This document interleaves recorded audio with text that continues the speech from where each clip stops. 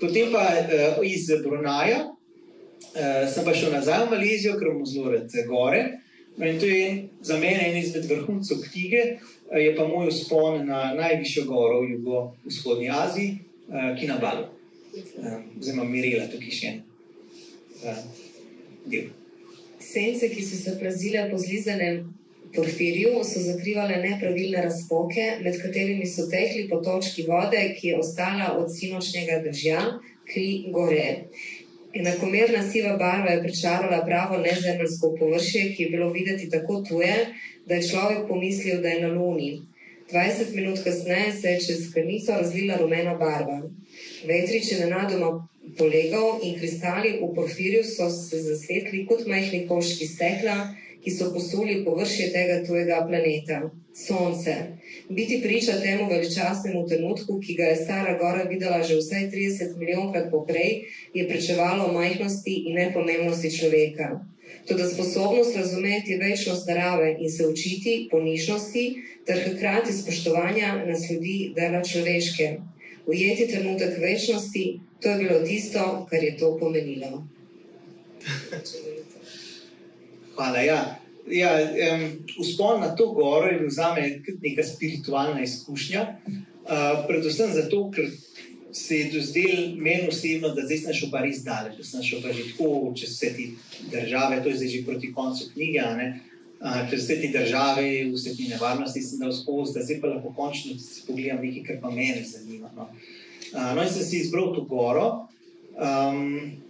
delno zaradi tega, ker mi je to predstavljal izziv, fizičen, psihičen, kot neka taka egzotika, kjer mene res to zanima.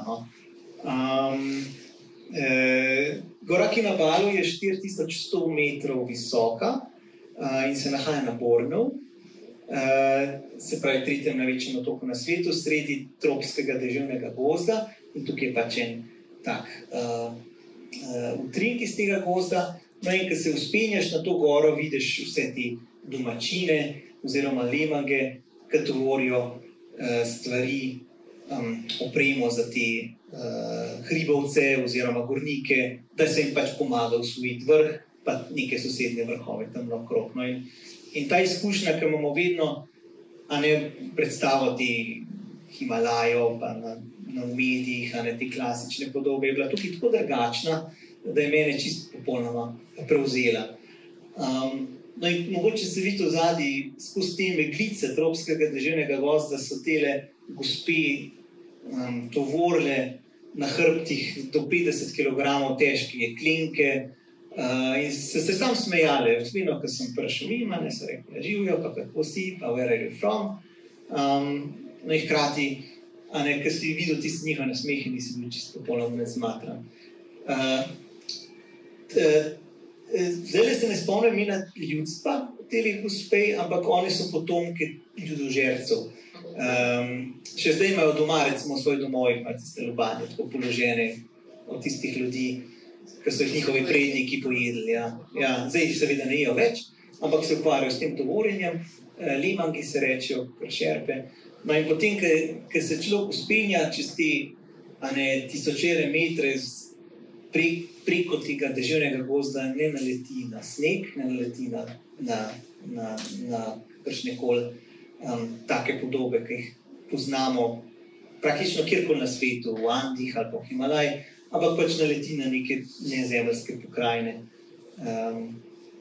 Kar te fascinira do take mere, da rečeš, zdaj sem pa mogoče drugačen človek.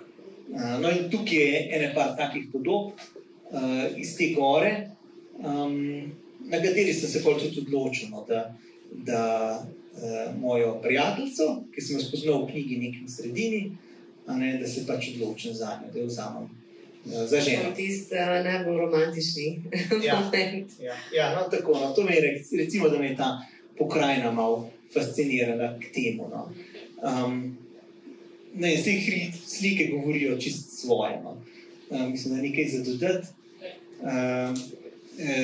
Je pa ta gora zelo spiritualna, ne samo za mene, ampak tudi za domačine, ki tam živijo. recimo leta 2015, se pravi eno leto potem, ko sem jaz šel na to goro, je Malezijo oziroma Borno prizadel en velik potres in sicer vsi ti domačini, vsi ti lokalci se blasno bojijo te gore, oni imajo za nekega spečega velikana oziroma neko božanstvo.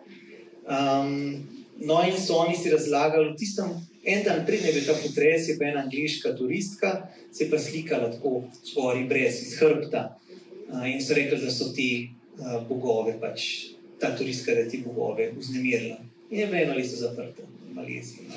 Ja, in te slike, kaj zdaj vidite, recimo ta pokončen stebr tam gor, ne obstaja več, se je izrušil in ubil kar nekaj ljudi, no, se je na gori, ja.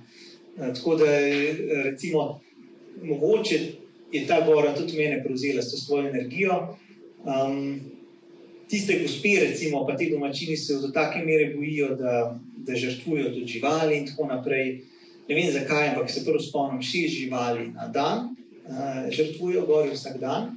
Eno kravo, eno kozo, enega piščančka. V glavnem, to mora biti, no, da se lahko varno puspneš gor. Tako da take, ne glede na to, ki plezamo kot moderni planinci, to goro še vedno plezaš čistam nekaj, da si, ne vem, v nekem dokumentarcu, ki govori o nekem pračloveku. No. To je mene zelo fasciniralo.